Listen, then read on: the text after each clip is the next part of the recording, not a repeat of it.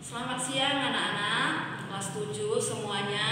Semoga semua dalam keadaan sehat walafiat sekalipun dalam kondisi cuaca yang kurang baik. Nah, kita ketemu lagi pada pelajaran kita IPA ya, masih dalam bab 2 ya. Jadi di sini materi kita adalah ketergantungan antar makhluk hidup.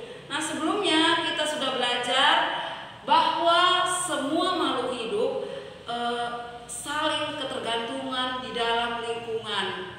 Nah, dengan kata lain, tidak ada satupun makhluk hidup yang bisa hidup sendiri kalau tidak bergantung kepada makhluk hidup lainnya. Nah, di sini ketergantungan antar makhluk hidup itu dapat menyebabkan terbentuknya interaksi antar makhluk hidup tersebut. Nah, bentuk interaksinya apa saja? Di sini ada pertama netral.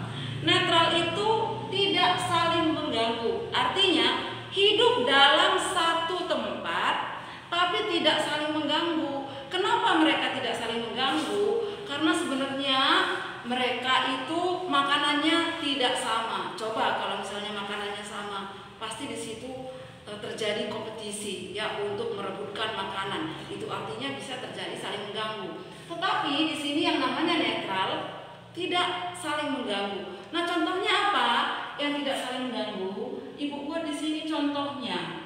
Nah, dalam suatu lapangan rumput hidup capung dengan sapi. Ya, capung dengan sapi.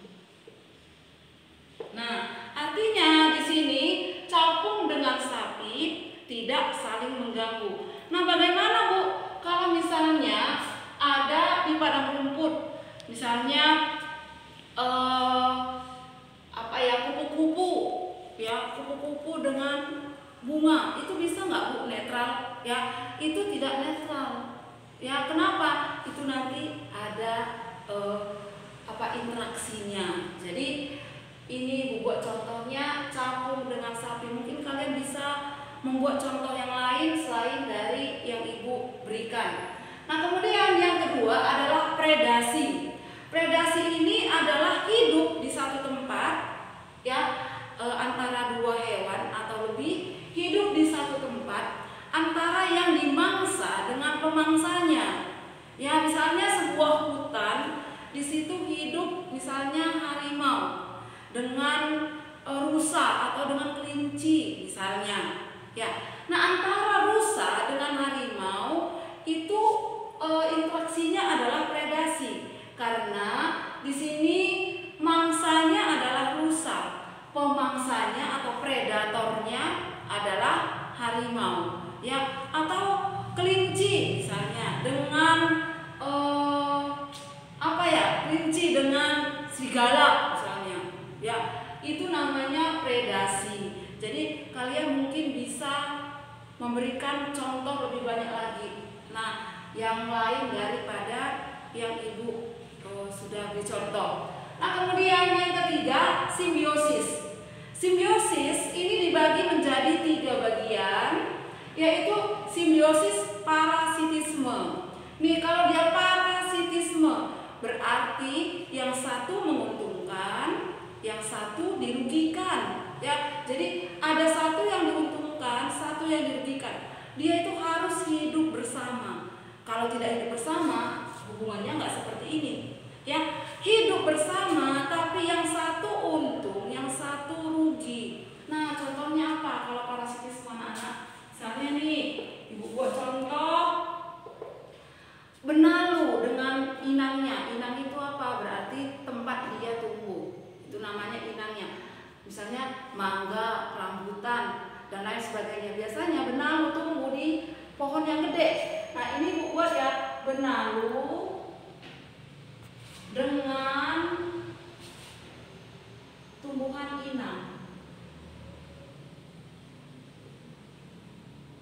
Nah, inangnya tadi udah tahu ya, biasanya pohon yang besar. Inangnya bisa mangga, bisa rambutan, ya bisa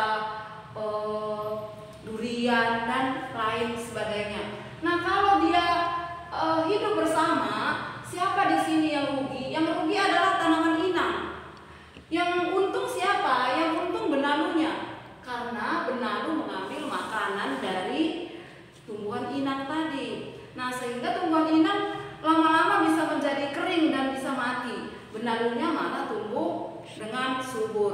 Jadi kalian sudah tahu siapa yang untung, siapa yang rugi di contoh yang Ibu sudah buat. Nah kemudian apalagi contohnya, misalnya hewan cacing pita di perut manusia. Nah itu kan satu untung, satu rugi. Cacing pita yang untung, yang rugi siapa? Manusianya. Karena sari-sari makanan yang dibutuhkan oleh tubuh kita terlebih dahulu diambil oleh cacing pita. Jadi untuk parasitisme kalian sudah tahu contohnya. Nah kemudian yang kedua ini komensalisme. Komensalisme itu yang satu tidak diuntungkan, yang satunya tidak dirugikan juga. Mereka hidup bersama tapi tidak untung dan tidak ada yang rugi. Nah contohnya apa? Contohnya misalnya anemon laut dengan ikan badut misalnya. Mereka hidup bersama kemana? Ikan badut pergi ke situ, anemon laut. Nah mereka tidak saling merugikan. Ya karena dia nggak nempel ya anak-anaknya. Apa yang sisa-sisa makanan dari hewan yang besar kemudian dimakan oleh anemon laut. Ya, jadi tidak saling menguntungkan dan tidak saling merugikan. Nah, kalau dia di tumbuhan, ya, ini buat kalau dia di tumbuhan, namanya komensalisme, tanaman paku yang hidup di inang atau di pohon mangga misalnya ya, tanaman paku dengan pohon mangga.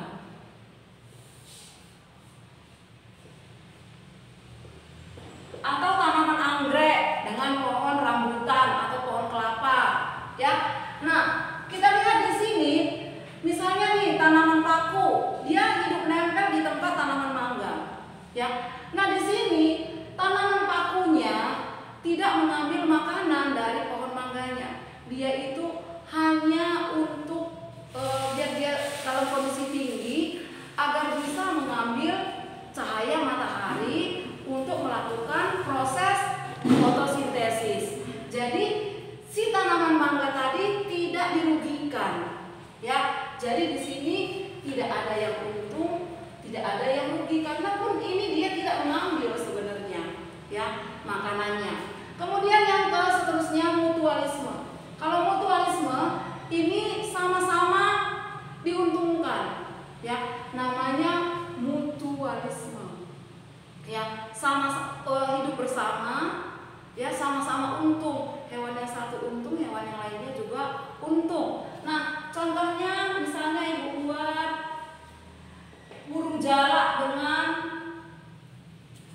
kerbau. Burung jalak dengan kerbau. Nah, kita lihat di mana dia untung masing-masing ya. Burung jalak kalau dia hidup di kerbau, dia makan kutu kerbau. Jadi kalau ada kutu kerbau kan biasanya tahu ya anak-anak ya, kalau kita ada kutu pasti gatel. Ya. Nah, si kerbau beruntung dengan adanya burung jalak. Karena kutunya akan diambil oleh burung jalak. Burung jalaknya juga untung. Kenapa? Karena kutu kerbau tadi bisa menjadi makanannya. Sehingga mereka itu hidup bersama dan saling menguntungkan. Nah, kemudian seterusnya kita akan belajar tentang ketergantungan hewan pada tumbuhan. Nah, ini sebenarnya pelajaran kita dari SD, mungkin dari kelas 2 atau kelas 3 kalian sudah belajar bagaimana ketergantungan makhluk hidup tadi. Nah, ketergantungan hewan pada tumbuhan dulu. Ini pada tumbuhan. Sebagai sumber makanan, sudah pasti hewan membutuhkan tumbuhan untuk makanannya. Kemudian suplai oksigen, ya, suplai oksigen. Tumbuhan pasti mengeluarkan oksigen. Nah, oksigen tersebut diambil oleh hewan untuk melakukan proses respirasi atau pernapasan. Nah, kemudian tempat berlindung beberapa hewan. Nah, ada beberapa hewan, misalnya tupai, ya burung, nah itu bisa berlindung pada tumbuhan. Nah, yang seterusnya ini ketergantungan tumbuhan pada hewan. Ya, ini pertama untuk ketersediaan CO2. Nah, kita lihat ya, kalau hewan dia pasti proses pernapasannya atau respirasinya mengeluarkan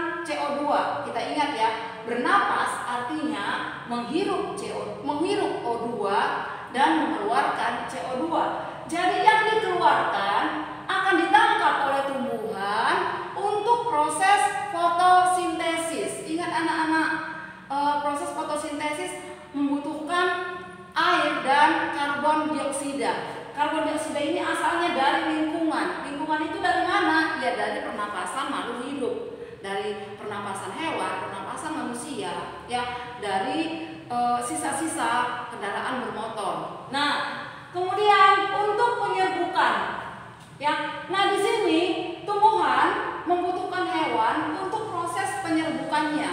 Nah, contohnya bagaimana? Misalnya nih, ada burung yang sangat kecil, ya. Misalnya nih burung gereja, ya. Dia misalnya hinggap di satu tanaman. Nah, pas dia hinggap, mungkin dia mau menghisap madu. Tinggallah di paruhnya, ya. Tinggallah di paruhnya sisa-sisa dari putik atau benang sari. Kemudian dia belum puas untuk menghisap madu yang di satu bunga. Pindahlah dia ke bunga yang lain. Sisa yang ada di paruhnya dijatuhlah ke putik atau benang sari bunga lain. Nah, ini berarti hewan membantu penyerbukan tumbuhan. Karena itu tumbuhan bergantung juga pada hewan. Nah, yang seterusnya adalah untuk proses penyebaran biji. Nah, sama. Misalnya nih ada burung makan jambu. Jambu ada bijinya ya, dimakan, sisanya nggak bisa dicerna ya oleh burung tadi. Karena semua makanan nggak bisa semuanya kita cerna. Sama dengan burung, biji dari misalnya biji jambu biji nggak bisa dicerna oleh ususnya burung, ya. Jadi dia terbang kemana, kemudian mengeluarkan kotoran, tumbuhlah di situ. Nah, ini penyebaran biji, ya. Jadi tumbuhan membutuhkan hewan untuk proses penyebaran biji. Nah, seterusnya ketergantungan manusia terhadap tumbuhan dan hewan.